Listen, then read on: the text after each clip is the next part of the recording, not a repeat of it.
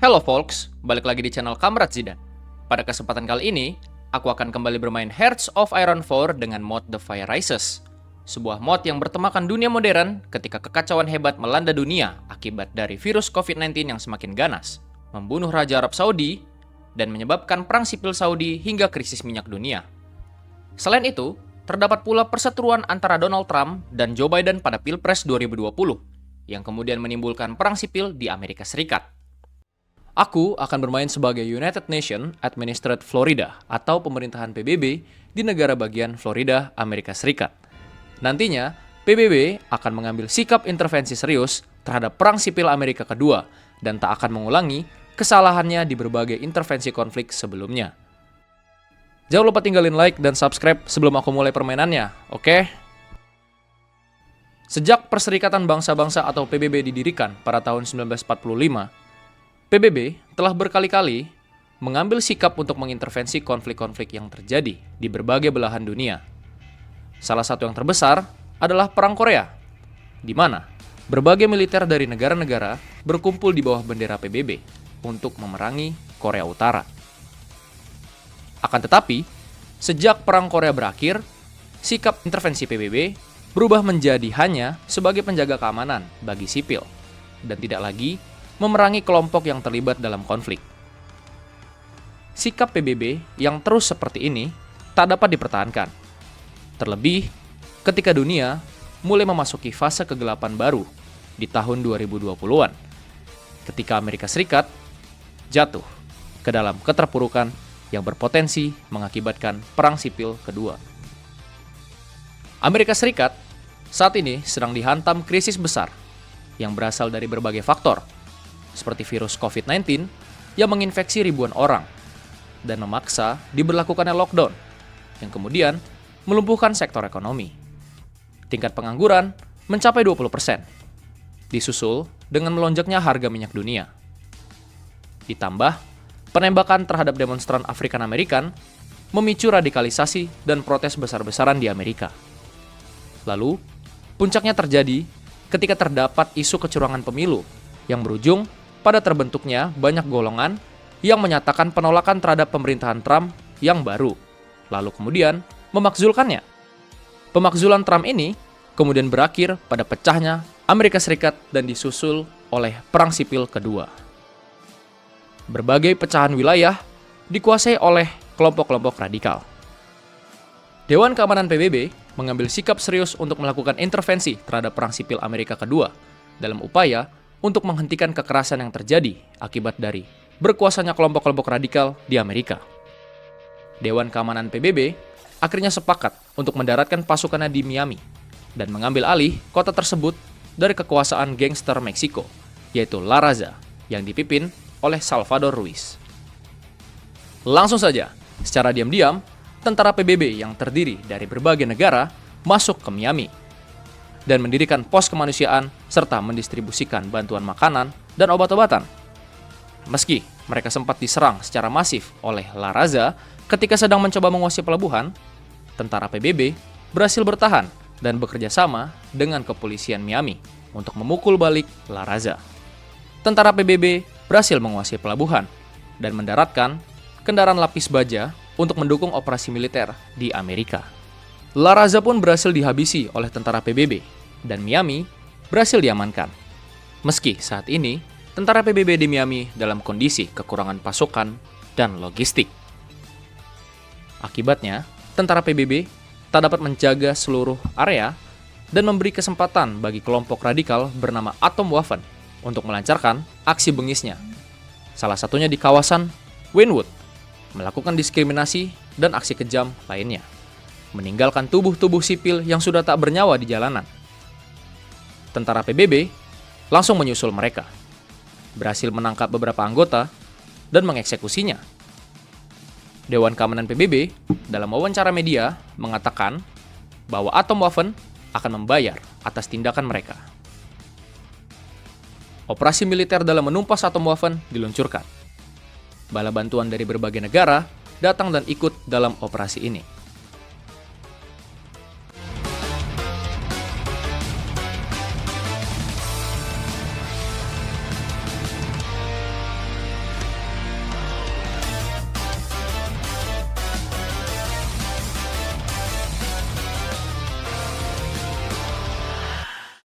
Selesai tentara PBB membereskan urusan dengan Atomwaffen di Fort Myers, operasi militer berlanjut terhadap kelompok gangster dan kriminal. PBB sempat mengajak pemerintahan Florida yang masih bertahan untuk bekerja sama. Namun, entah kenapa, Gubernur Florida, Ron DeSantis, menolak dan mengatakan bahwa kedatangan PBB di Florida adalah tindakan agresor internasional. Langsung saja, tanpa basa-basi, Dewan Keamanan PBB mencap balik Ron DeSantis sebagai tirani dan mengesahkan operasi militer untuk mengambil alih kota Tampa dan Tallahassee.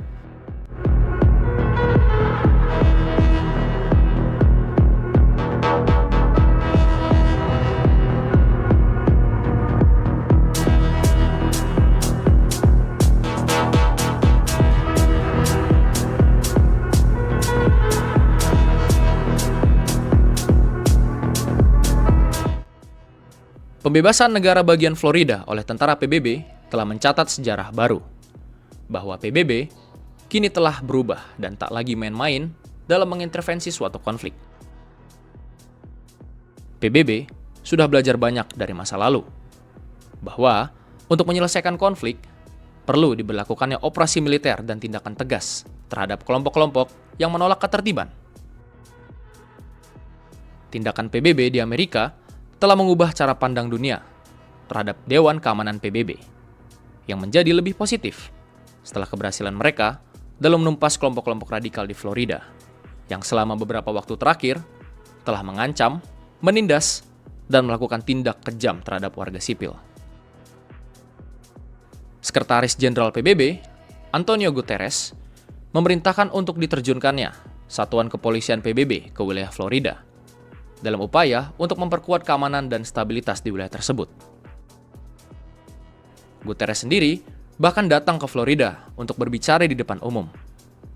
Saat momen hening untuk menghormati para prajurit yang telah gugur di medan perang berlangsung, tiba-tiba saja seseorang berdiri dan menembak Sekretaris Jenderal Antonio Guterres hingga tewas. Keterlambatan petugas keamanan kemudian memberikan kesempatan bagi pelaku untuk meledakkan beberapa bahan peledak yang menewaskan 12 orang lainnya, termasuk security dan jurnalis. Diketahui, ternyata pelaku berafiliasi dengan kelompok Atomwaffen. Jabatan Sekretaris Jenderal PBB kini diambil alih sementara oleh Amina J. Mohammed. Amina kemudian berpidato mengenai niatnya untuk melanjutkan tujuan Guterres, yaitu membawa perdamaian dalam kekacauan dan membawa harapan dalam keputusasaan. Pemerintahan PBB di Florida mulai mengumpulkan pasukan baru untuk operasi militer selanjutnya. Evaluasi kebijakan juga diberlakukan untuk memperjelas tujuan tentara PBB dalam medan perang, yaitu menertibkan situasi, menciptakan kepatuhan, dan memberikan efek jera kepada mereka yang membangkang. PBB bahkan kini telah resmi membentuk UNMIA atau United Nations Mission in America, sebuah badan pemerintahan resmi yang dibentuk untuk membebaskan Amerika dari kekacauan. Dalam konferensi pers, PBB ditanyai mengenai tujuan diturunkannya kendaraan lapis baja dalam jumlah masif. PBB kemudian menjawab untuk menyerang ke dalam jantung tubuh para kelompok teroris.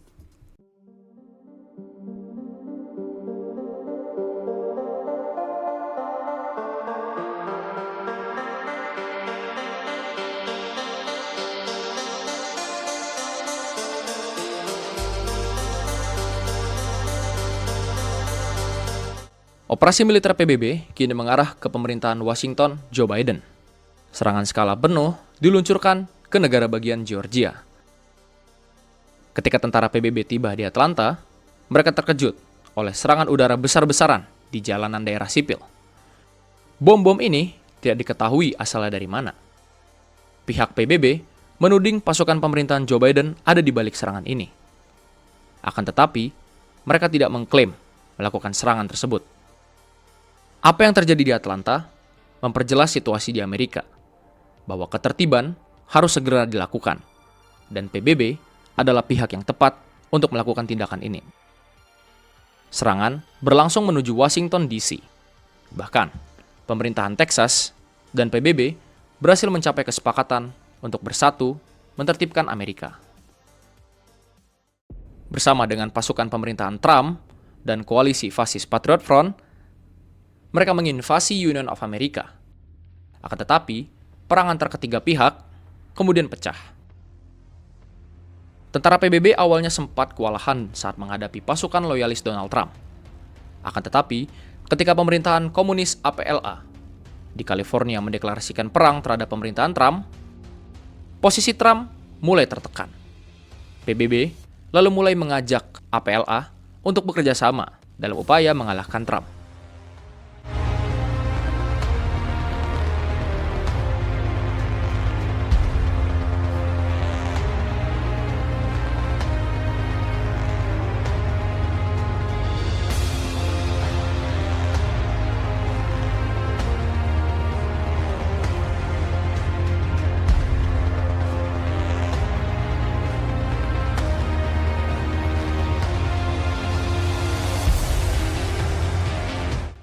Dominasi militer dalam setiap pengambilan keputusan membuat nama Letnan Jenderal Cheryl Pierce populer di Dewan Keamanan PBB.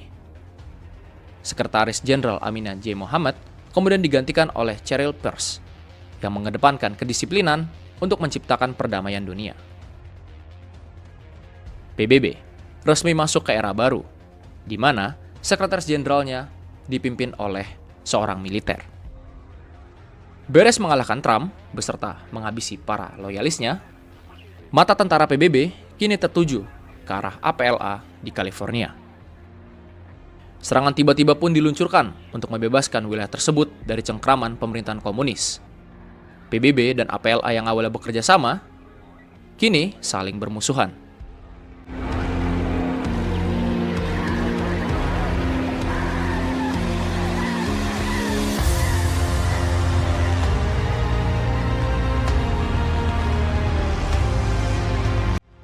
Dilanjutkan dengan pembebasan wilayah okupasi militer di Lagoon dan Salt Lake City.